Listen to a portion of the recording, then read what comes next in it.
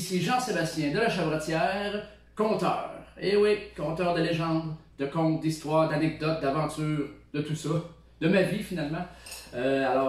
Bienvenue sur une de mes capsules. Ça fait longtemps que j'en ai pas fait. Bon, il y a eu une petite capsule sur la pleine lune la semaine dernière que j'ai tournée à 1h du matin parce que la pleine lune m'empêchait de dormir.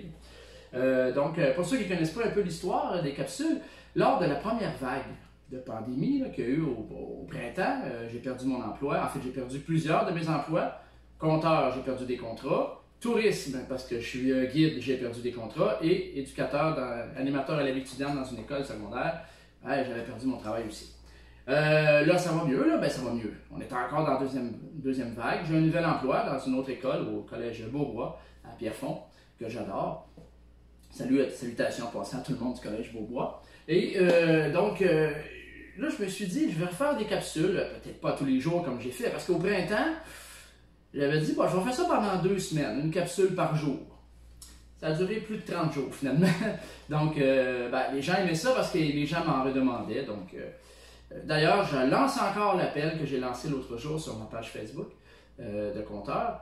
Si vous avez des idées, des suggestions, envoyez-moi ça, des nouvelles histoires, puis je vais les retravailler, tout ça, parce que mon répertoire commence à être un peu usé. J'ai pas mal passé mon répertoire, j'en apprends des nouvelles.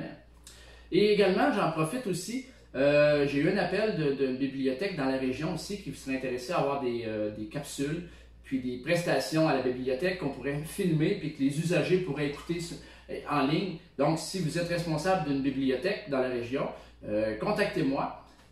Sur ma page Facebook, Jean-Sébastien de la Chavrotière, / le guide et le conteur. Puis ça me fait plaisir, on pourra regarder ce qu'on peut faire pour les gens qui sont dans les maisons comme ça, qui aimeraient regarder des capsules.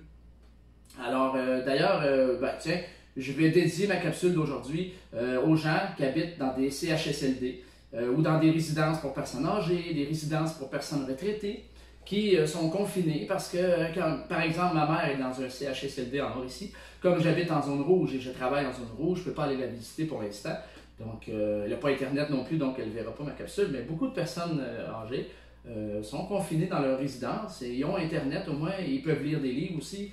Donc, ça permet, peut-être que ça va toucher des gens, mes histoires. Là, je vais refaire des petites capsules comme ça en ligne. Et d'ailleurs, tiens, j'en profite pour dédier ma capsule d'aujourd'hui à une personne, Carmen. Salut Carmen, tu vas te reconnaître. Donc, Carmen qui habite justement dans une résidence pour personnes retraitées. Et je te dédie ma capsule d'aujourd'hui. Alors, j'en profite en même temps, c'est une capsule historique. Parce que j'ai déménagé à Vaudreuil-Dorion. J'étais avant à Rigaud, je suis allé en Ontario comme franco-ontarien pas trop longtemps. Et là, je suis revenu au Québec, j'habite à Vaudreuil-Dorion. J'adore ça ici. Et hier, je suis allé prendre une marche dans le parc Valois, sur le bord de l'eau, et je suis allé aussi jusqu'à la maison Tressler. La maison Tressler, c'est une magnifique maison sur le bord de l'eau ici à Vaudreuil-Dorion. Je crois qu'elle a été construite en 1798. Peut-être je me trompe dans les dates, là, mais je vais ajuster ça tantôt, c'est la capsule. Là. Mais ça fait longtemps. C'est une maison qui a été construite dans les années 1700. Il me semble que c'est 1798. C'est une maison, M. Tressler, qui était un riche commerçant, qui faisait beaucoup de business, si on veut, dans la seigneurie ici, puis partout dans la province de Québec, la Nouvelle-France, si on veut. Et c'était un riche, hein? Donc il y avait eu des enfants, il y en a qui sont décédés, mais il lui restait 2 filles, dont Catherine. Et donc lui, il avait une business. La maison Tressler, c'était une business, si on veut, c'était un commerce, tout ça. Et Catherine, sa fille, parce que on dit que la maison Tressler, elle est hantée. Moi, je connais quelqu'un qui a déjà habité en haut parce qu'il y a un logement à la maison Tressler, un homme qui travaillait au Collège Bourget avec moi autrefois. Et il a habité le petit logement en haut de ça. Et lui, il m'avait déjà dit entendre des bruits, entendre des pas, parce qu'on dit que la maison Tressler, elle est hantée. Alors pourquoi elle est hantée? C'est en lien avec cette histoire-là. Parce que Catherine, la fille de M. Tressler, est tombée amoureuse d'un commis, un commis au magasin de son père. Donc, c'est sûr que M. Tressler, lui, il voulait marier ses filles avec des hommes riches, mettons, mais l'amour, c'est fort, l'amour. Hein? Alors, elle voulait absolument épouser l'homme qu'elle aimait, et tant mieux, c'est le fun quand on peut épouser la personne qu'on aime. Hein? Et alors là, elle était vraiment en amour, mais le père, si on veut, c'est objecté, hein, à cette union. Et là, le trouble dans la famille Tressler. En tout cas, écoute, il a déshérité sa fille Catherine et son autre sœur aussi, Magdalene, parce qu'elle aussi est en amour avec quelqu'un qui fait la pousse à la mère. En tout cas, il les a déshérités. Mais Catherine, elle n'est pas restée là. Catherine, elle s'est battue dans les tribunaux d'autrefois pour gagner son point. Parce que sa mère était décédée, elle devait hériter. Et là, le bonhomme Tressler, lui, était carrément fâché. Il a tout fait pour déshériter sa fille. Ça a été une saga au niveau tribunal incroyable. Ça a mis le trouble dans la famille. Et mais finalement, Catherine a gagné son procès et elle a reçu un héritage de 20 000 $. Mais imaginez 20 000 $ dans ce temps-là, c'était quelque chose. Et elle a pu marier l'homme qu'elle aimait. Ça a été une saga incroyable, mais elle a été bannie et chassée de la maison Tressler par l'entremise de tout ça. Donc, la maison de son enfance, tout ça. Et là, on dit qu'elle est retournée à la maison Tressler après son décès. Et le fantôme de Catherine Tressler habiterait maintenant la maison Tressler. On dit que même quand on est là-dedans et on écoute comme il faut, on peut entendre des bruits, ça craque la maison, il y a des vents, il y a toutes sortes de bruits qu'on peut entendre. Il y a eu plein de gens qui ont relaté des histoires qui se sont passées à la maison Tressler.